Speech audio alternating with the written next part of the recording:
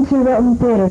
Today my guests are the cast and the director of Out of the Night, an upcoming, more or less, mystery film done by Dave Giancola.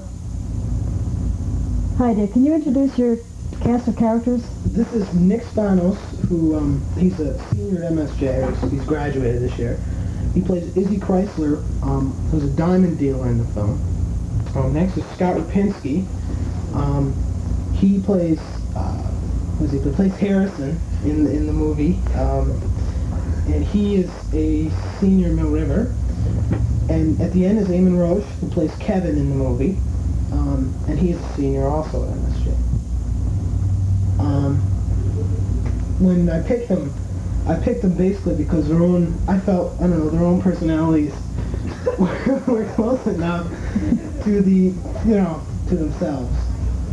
To their characters? To their characters, Except for Eamon, who they tried to make him look like a nerd, which was hard. Not really. When did you start the film? Because usually they say that films will take years to do. This took, when did we start? When did we start? When we started? Seems like October. Seems like years ago. No, it wasn't. Like end of March. About 2-3 months ago? No, because we started, it was like, I remember trying to set a date. We started about 2-3 months ago. Mm-hmm. And the reason it takes so long is because everybody has school, or they have their own drama classes, or other things that they have to do. And by the time you get maybe one day a week, you can shoot. Some weeks we didn't even shoot at all. And when you're doing a half-hour video where you've got to have a lot of cuts and stuff like that, it takes an awful long time. Did you guys have a script to go by, or was this ad-lib, or? It was an attempt. There's a lot of improvisation. It was an attempt script. No, we didn't have a script. Well, no, they didn't have a script. Well, see, I had the original storyline, and they wanted a script. I tried to give them improv, but they wanted a script, so I made the script and they improv. So more of it's improvisation while you're right there. I find it's more natural that way. Because of the characters and because of their personalities fitting their characters, you felt more relaxed as the director rather than saying, this is how I want it, this is what's there, this is what you're going to say. Well, I did a little of that too. Really? But otherwise there was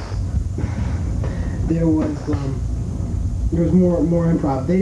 I know you guys felt uncomfortable with it because they're used to being stage actors. All three of them were in the drama clubs. And the first scene we did, it was like they were on a stage and they were projecting their voices.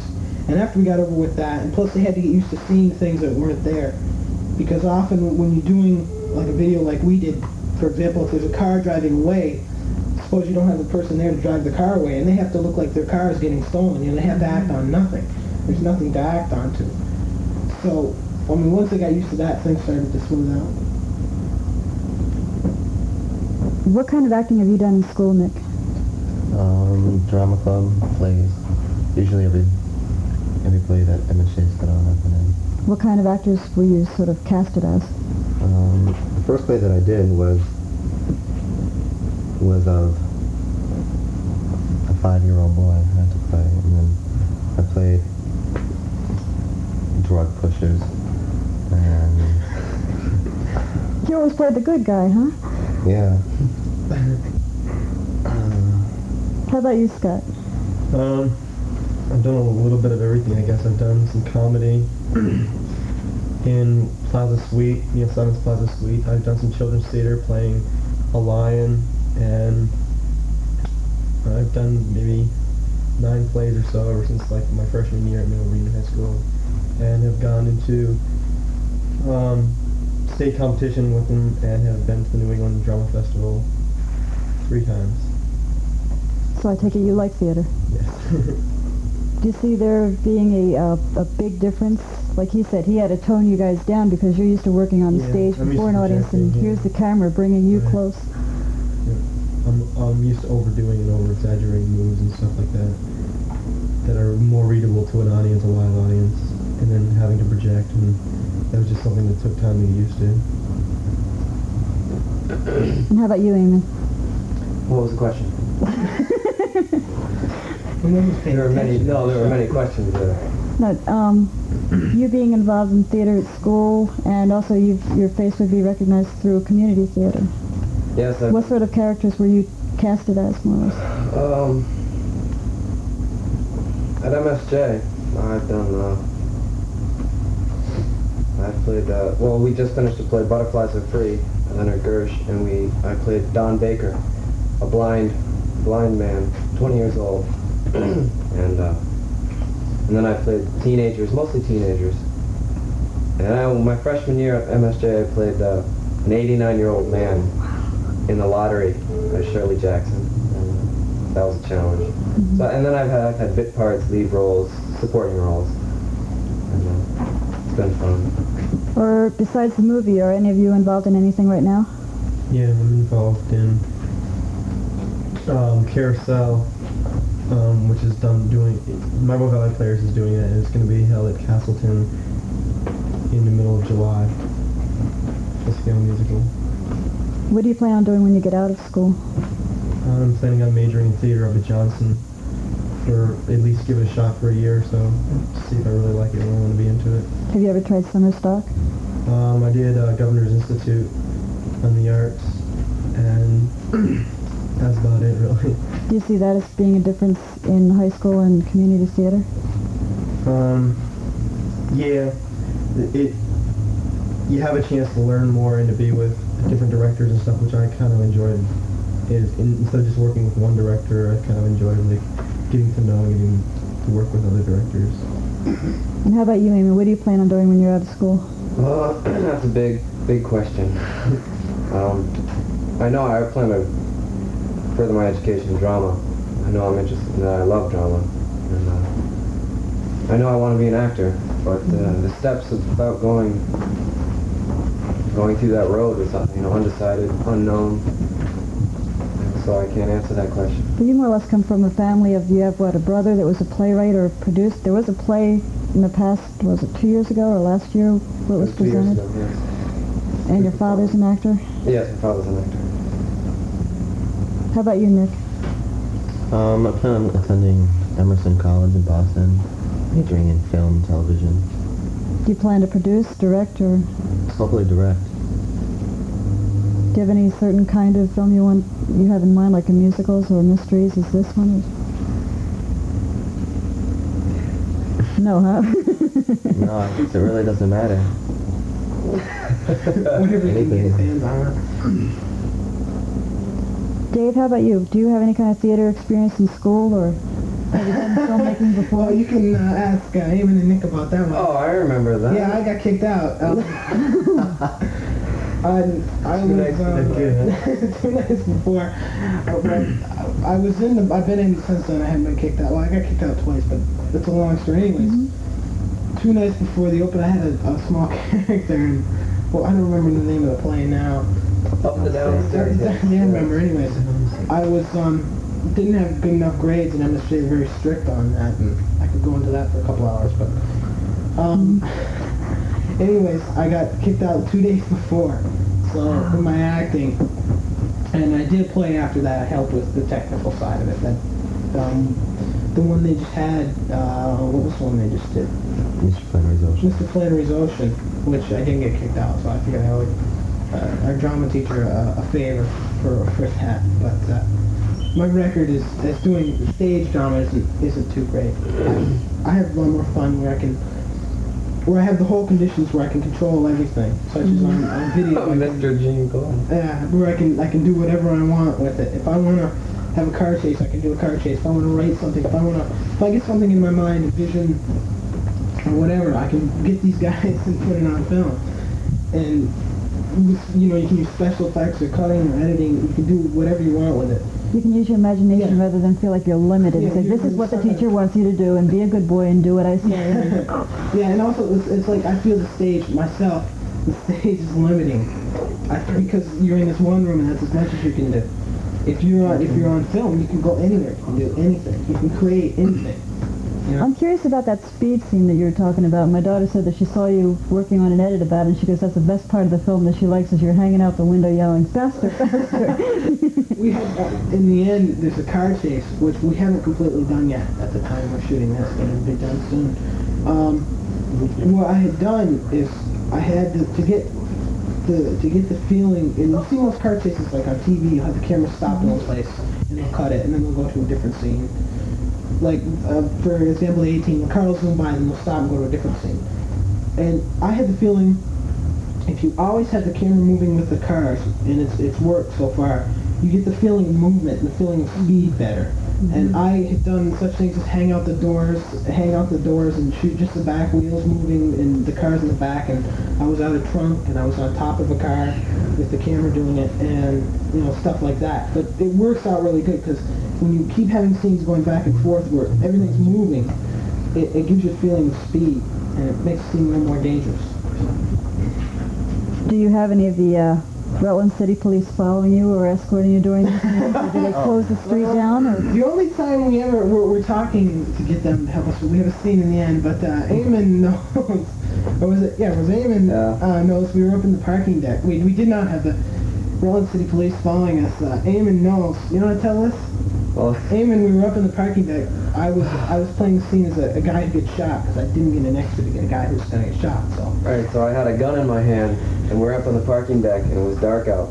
And we were making some noise before we started shooting the scene. And I had a gun in Dave's face, and I said, give me the diamonds or something like that. Give me the diamonds. Yeah. And he says, I don't have them. And so I said, give them to me. I put the gun right to his face, and all of a sudden, this cop says, hey, I turned around with the gun. And I pointed the gun right at him, and he was standing there, and 2 cops were over there, and the car came up, and they didn't know what we were doing. And, I'm just going, Eamon, put the gun down. It probable cause to end my acting career. That's what they said. They said you could have had about seven guns in your face. Before we talk any more about Out of the Night, let's see a clip from it.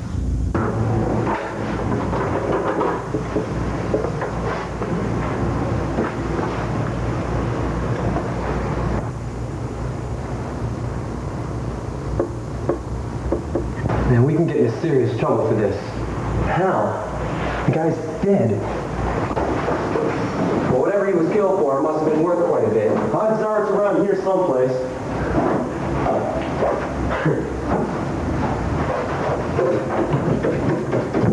Who are you calling? Room service. Hi, this is, 114.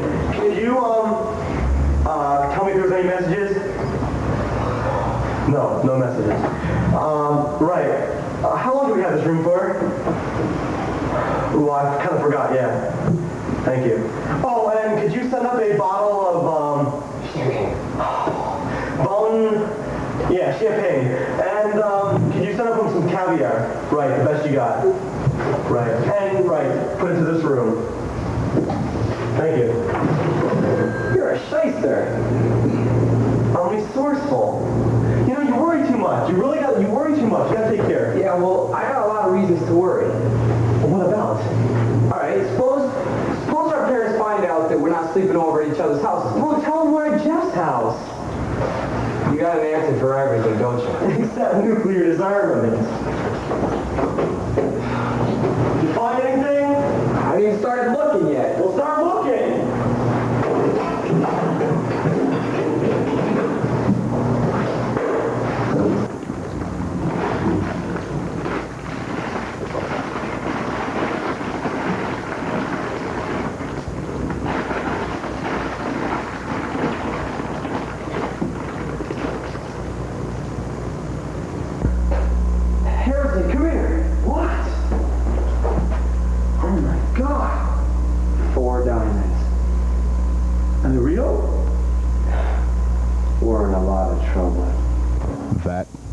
Understatement of the year. Put it in the bag. It's the same guy. You get around, don't you? Give me the diamonds. Oh, I got the gun. I got the gun. Get it. Oh, I got the gun. Get the gun. Let's go. Okay, let's get him.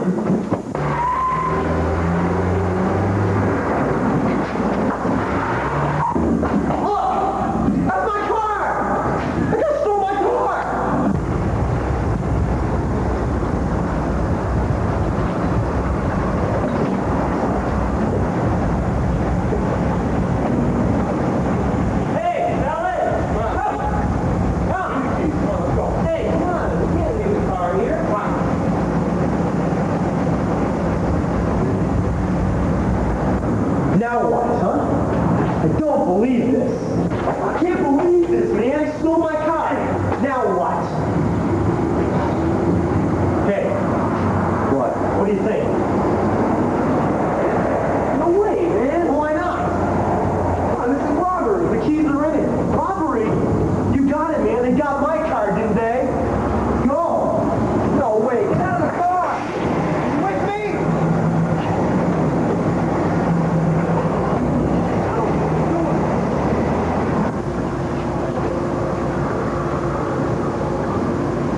is it.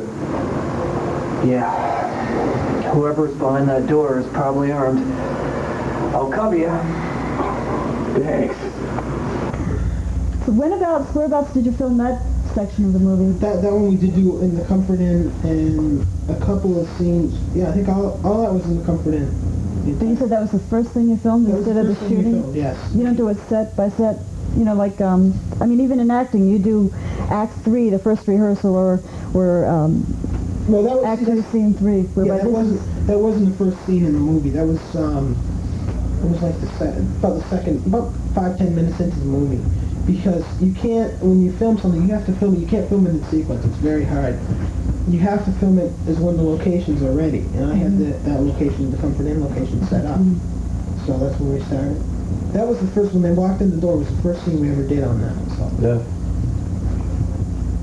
When will this be aired? Have you any idea? Hopefully, we're just putting the finishing touches on it now. Hopefully in a week or 2 or 3, I'll say 2 or 3 weeks. Should be. Do you have any sequels planned? I don't know. Well, Eamon, they're going to college. Eamon's leaving, right? You're going to college. Yeah. Yeah. And they're all going to college. And unless we whip out something this summer, I don't know. We're also talking about a different type of film. Something a little, maybe some adventure or something like that. I'm not sure. You know, whatever. I'll end up doing something else. I don't know about the sequel. That's up to them if they get the time. What's it like having a director that's one class below you, in a sense, and having to take direction from him? Just go somewhere else. Yes. Pain in the neck. When we do the film, I guess when we work, I don't really see him as a junior. You're just all regular classmates, in a sense. Or We're putting things together, and so. Well, sometimes we have a few names to call him.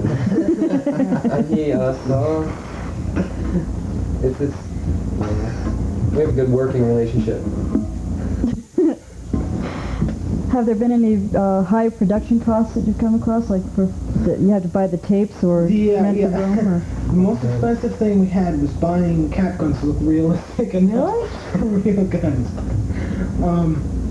Otherwise, most all of it was donated, you know. And, like we got the finest supermarket in it, which you know, just on promotion on the Comfort Inn. And we got the mayor to do it. Everybody saw that. He's got a little part in the end, and it was all donated. You know, everything was That's not bad. So it's really collaborative. You know, about locations and all that type of stuff, money wise, and it didn't cost me as much as I thought it would. How about the music part? The music is being done by Andy Tarr, who is a Rutland senior, and he has a synthesizer, and we went through the whole thing and did the music with that. He's with a group called the Velcro Penguins. It's a new wave group. So we went in one day and we just spent 2-3 hours and we laid down all the tracks. So we got the music laid down. What we do is we dub them in later afterwards. Do you think that as a director, and you work behind the camera, do you think someone who might want to be a director now, should they go to, say, one of the classes here at Rutland Cable Vision and find out what it's like to run a camera, do production, or do you think they could just come right out and say, I want to be a director, and tell people what to do without knowing what the camera can do and what all is really involved? To be a director, it's not, especially if it's different from being a director like and doing a show like this, because if you're doing a show like we did, you have to carry the equipment, you have to set up the locations, you have to get the actors, and you have to put up with the actors on location when you get to them. You have to have everything planned. You have to know what the story is. There's so many, when you're doing an independent thing like this, there's so many things you have to do. You have to really want to be a director first off. You have to really want to do it. That's the first thing. And I took the class here. I recommend that. You can't do any of this unless you'll be laughing at me now, but if you really have to want to do it, because otherwise you'd never finish it. There are a lot of times when I could have just stopped. And you have to put up with guys behind the camera like that. It's really hard. Hey, wait a minute. I'll shoot you. Yeah, this guy's our assassin too. Just so you know, Stick your head in front.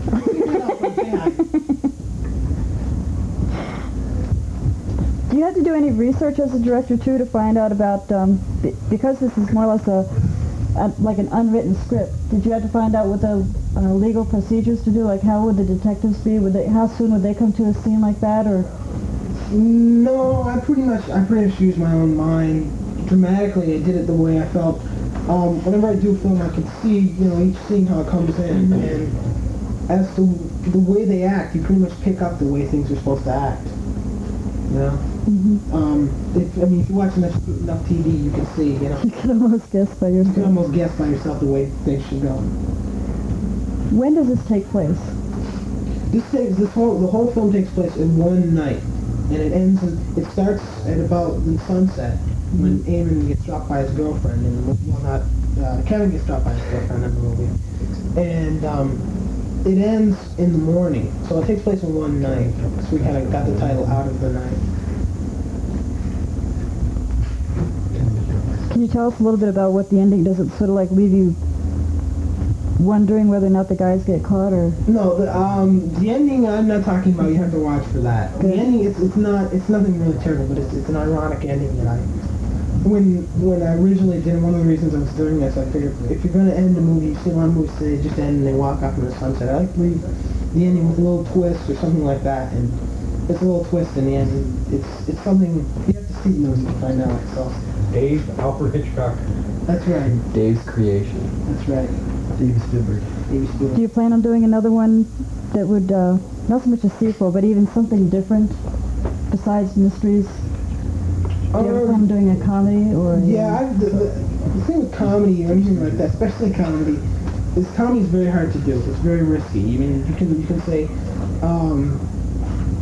for comedy you could say anything, like on TV, a lot of the things on comedy have laugh tracks, and you get a lot of that where it doesn't even have to be funny as long as you have a laugh track. And it's much harder especially if you don't have a laugh track or something like that. It's much harder to do comedy, and sometimes if it doesn't come off as comedic, it can make it look kind of stupid. So it's a risky thing. It's more of a challenge. I've been thinking of some comedy. I mean, when you get on the set and you're doing this serious stuff, you have the urge just to say what the heck and do something incredibly stupid and just discount the whole plot. But it's really a risky thing to try and do something like that. And I don't know. It's something I've thought about. Is this going to be shown on Rutland Cable Vision? Yes, it'll be shown here. Hopefully, I'm setting up with some of the other cable companies, the other public access channels in Montpelier and stuff like that. Should be a little wider. That'd be sharp. Is this going to be part of a competition? I don't know. It depends on. There are a lot of competitions, so I don't. There's one that they're doing between. I'm not sure exactly what that is. Dick Stilson, the program director, knows more about that. But that is. I'm not sure what's going on. With that. There are a lot of contests you can enter something like this. How did you get started in it? How did I get started in it? I don't know how I got started. I went to the movies. I did. No, I went. I don't remember when I got started. We don't know how he got started. I'm going to the movies, and I think it was the movie Star Wars. I got into the special effects, and I just wanted to. I just got into special effects, and it led into filmmaking. It became interesting. Nick, do you ever plan on one day having Dave direct any of your films? You can help it, huh? I think Nick will be a good director on himself, because he was assistant director on this. Really? Yes. I couldn't have done it all myself after coming up with it. He's just trying to get us all forward. Scott, do you think Harrison will come back and make a part 2? I don't know. I don't know. Possibly. Hope not. Eamon, does Kevin go back to his old girlfriend, or does he pick up a new one? I don't know. I don't think so. Or does he give up girls altogether? I think No, I think Kevin's going away. Okay. He's going out of the night. That's it. That's about it. And I really want everybody to be prepared to watch Out of the Night, here on Rutland Cablevision. Thank you for watching Rutland Theater. Thank you. Thank you guys for being here.